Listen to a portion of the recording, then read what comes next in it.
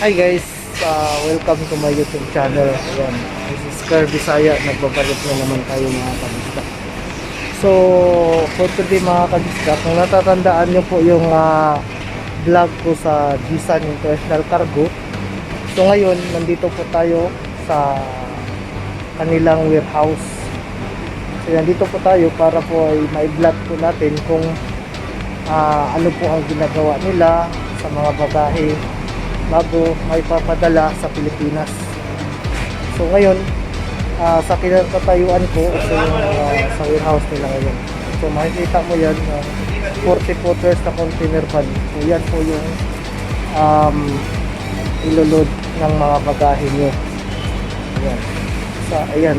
Before tayo mag-ikot guys, ayan, sa mga hindi pa nakasubscribe sa aking channel, pakisubscribe po sa baba. Ayan. At paki-comment po kung may katanungan kayo, at paki-share na lang po. So ayan po mga kabisdak, before po yan i-load, yan, nilagyan po nila ng play ang tawag nito. So ito po, para po safety yung bagahe nyo. Tapos nakakandado pa yan, nakakandado po yan siya.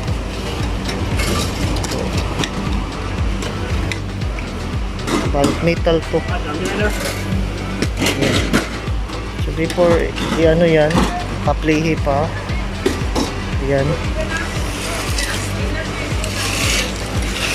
Tapos ito rin yung lagyan na ng playhe ng ganito. At nakabalot na rin din po ng bubble wrap, sako. Ayan po.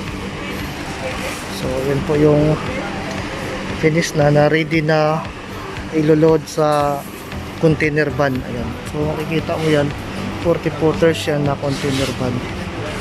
So ayan. So secure po yung bagahe nyo kasi nilagyan talaga ng protection po para po ay hindi kumbaga hindi siya masira ba kung halimbawa nasa loob na ng container van. Ayan.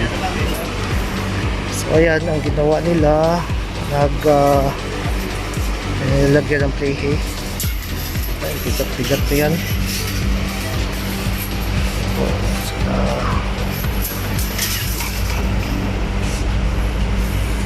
Ito yung ano nila, yan po yung nilagay para safety. Ito si Ate Mera.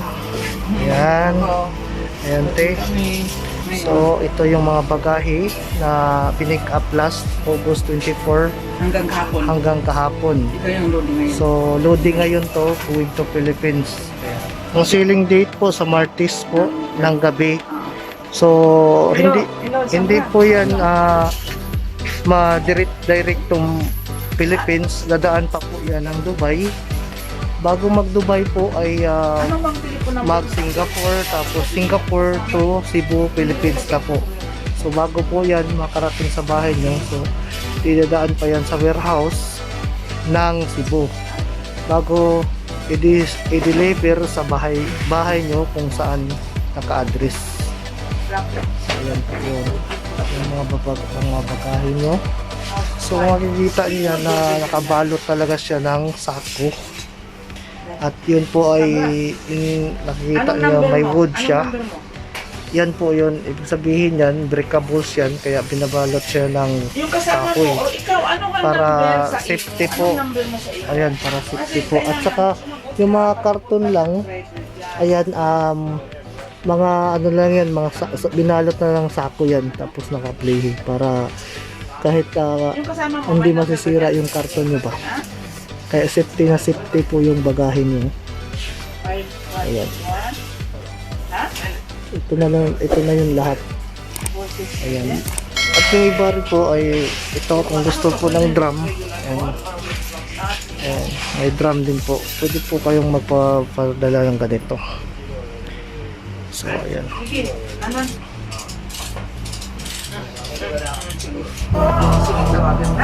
Okay, hindi ako natawag. Hindi, basta ito na.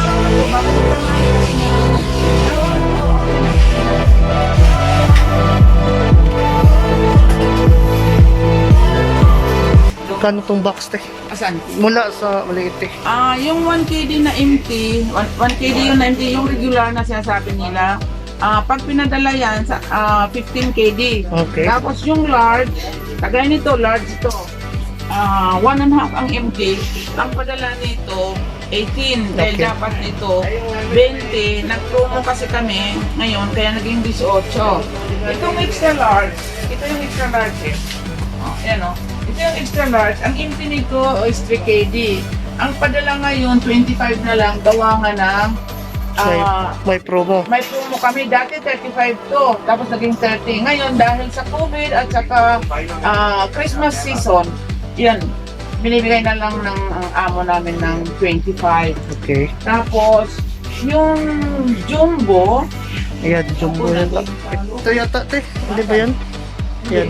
large, ito mga extra large Sa yan. large. Oo. Yung jumbo. Yung jumbo na 2 KD ang empty, di ba ang padala niyan 25? Okay. Dahil nga sa promo, kaya naging 20 na lang ngayon. Okay. Ongoing ang ano namin, promotion. Oh. Big promotion kami ngayon. Okay? Dahil nga sa Christmas. Okay, So, so, padala ko na kayo. okay. Pero, yung magpa-pick up kayo ngayon, hindi na yan makarating ng Christmas ha. Gawa nga ng peak season. At saka, cut-off namin para sa Christmas noong August 15 hanggang August 15 yun. Saka alam mo naman, ang connection ngayon ng mga barko delay gawa nga ng COVID. At saka yung doon sa atin, may mga areas na hindi ka agad makapasok. May mga ano naman sila, ano tawag nun?